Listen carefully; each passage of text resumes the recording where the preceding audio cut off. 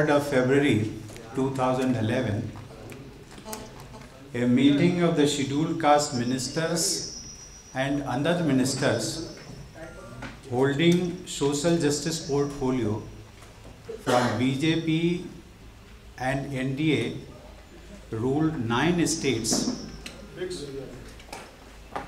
took place in Parliament House Annex in New Delhi. This meeting was in continuation of the agenda adopted by the National Convention on Good Governance held in June 2010 at Mumbai. The meeting was inaugurated by our President Sri Nitin Gadkari ji. While inaugurating, he called upon these ministers to effectively and expeditiously implement various welfare schemes for the benefit of the downtrodden and needy sections in their respective states. Emphasizing the spirit of Antodaya, Sri Gadkari ji asked them to craft policies to serve the last man in the queue and aim at reaching out to the most marginalized sections of the society. He also appealed them to execute development-oriented schemes by ensuring absolute transparency and performance audit of all welfare schemes. Sri Gadkari emphasized the need for eradication of untouchability and bringing social harmony among various sections of the society.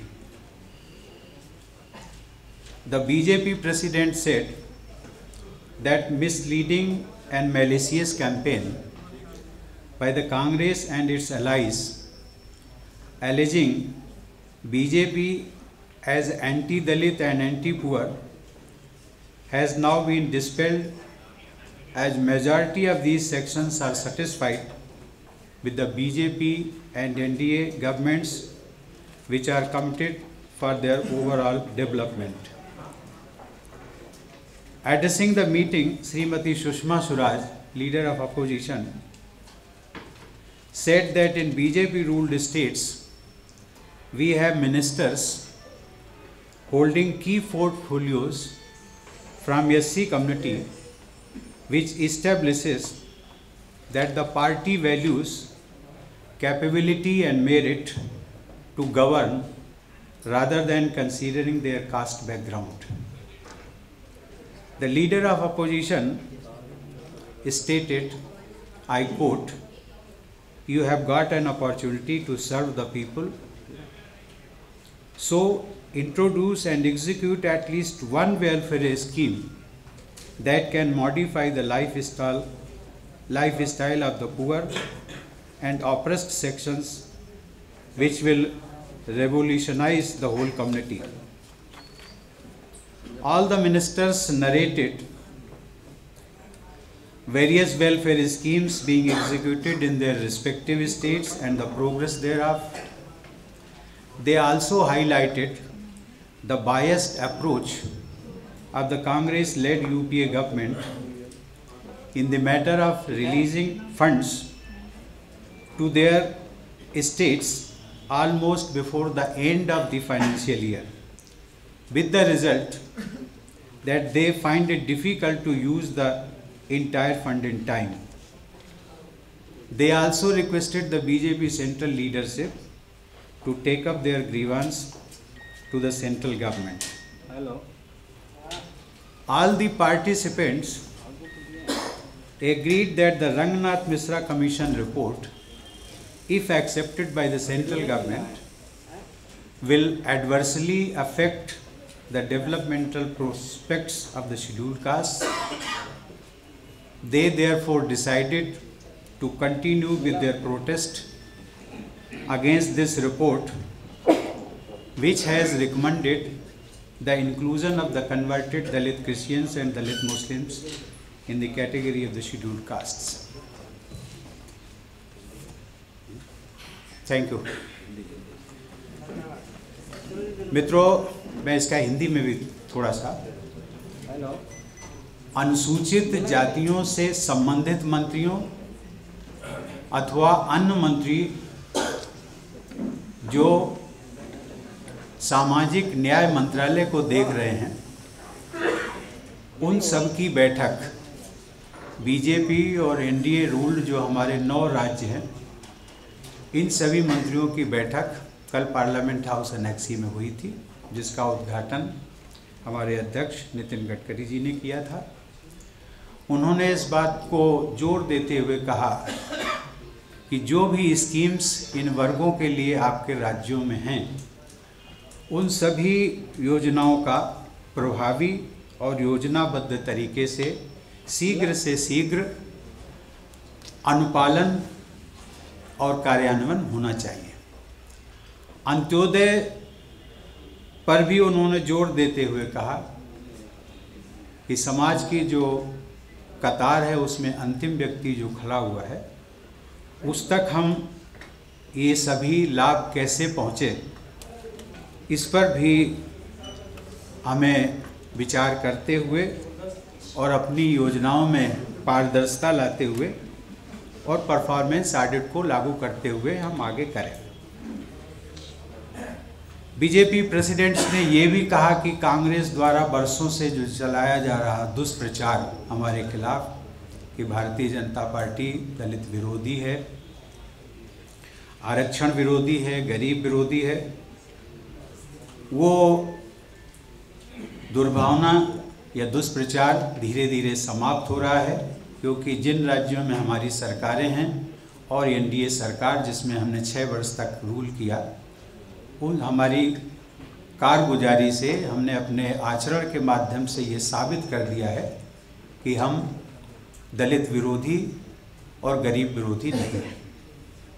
Shrimati Sushma Swaraj, हमारे जो leader of opposition हैं लोकसभा, उन्होंने भी कहा कि Bharatiya Janata party के लिए मंत्रियों की नियुक्ति में उनकी जाति का महत्व नहीं होता है, बल्कि उनकी जो कैपेबिलिटी और योग्यता और मेरिट होती है उस पर हम ज़्यादा ध्यान देते हैं। इसीलिए कई एससी मिनिस्टर्स को सामाजिक न्याय के अतिरिक्त बहुत सारे की पोर्टफोलियोज भी अलाट किए गए हैं। सुषमा जी ने एक बात पर और जोर दिया था कि हम अपने कार्यकाल में कोई न कोई एक योजना ऐसी ज़रूर लागू करें जो कि मील का पत्थर साबित हो सके और आपके राज्य में अनुसूचित जातियों और गरीबों के लिए एक आदर्श प्रस्तुत कर सके। मित्रों, सभी मंत्रियों ने अपने अपने राज्यों की जो योजनाएं चल रही थी उनका प्रस्तुतिकरण किया। एक बात सभी ने उजागर की कि यूपीए सरकार के मन में कुछ न कुछ इन सरकारों के प्रति दुर्भावना है अथवा कुछ न कुछ भेदभाव है, और जिसके कारण जो वित्त वर्ष जो केंद्र से अनुदान मिलता है या वो अनुदान जो फंड रिलीज़ होता है वो वित्तीय वर्ष समाप्त होने के पूर्व ही अर्थात 2-3 महीने पहले ही रिलीज़ होता है, और इसके कारण इन योजनाओं को लागू करने में उन्हें दिक्कत आती है। रंगनाथ मिश्रा कमीशन रिपोर्ट पर भी सभी प्रतिभागियों की सहमति थी कि इससे अनुसूचित जातियों के हितों पर दुष्प्रभाव पड़ेगा, उनके विकास में बाधा आएगी, और इसलिए इसका हम पूरी मुस्तैदी के साथ में विरोध करते रहेंगे। धन्यवाद।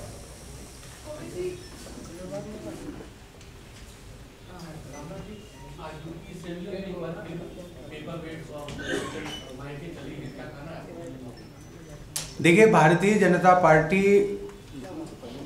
विरोध के लोकतांत्रिक और मर्यादित ढंग में हम विश्वास करते हैं। हिंसा में हमारा विश्वास नहीं है।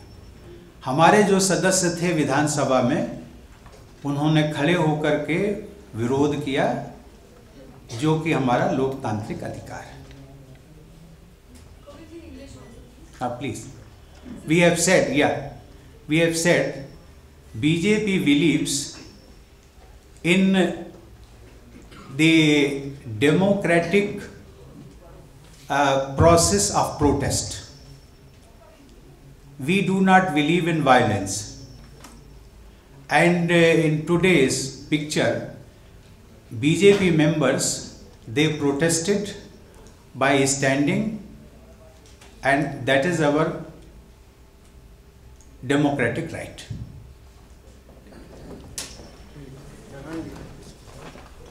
मित्रों, एक घोषणा भी है।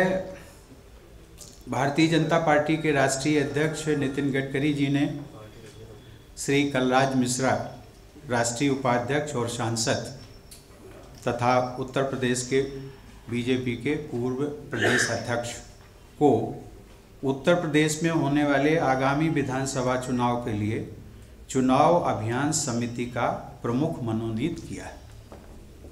क्या ये सीएम के दावेदार होंगे? देखिए, अभी तो चुनाव नहीं हुआ, चुनाव आने दीजिए। चुनाव प्रचार का, इनके चुनाव प्रचार के लिए उनको प्रमुख घोषित किया गया है।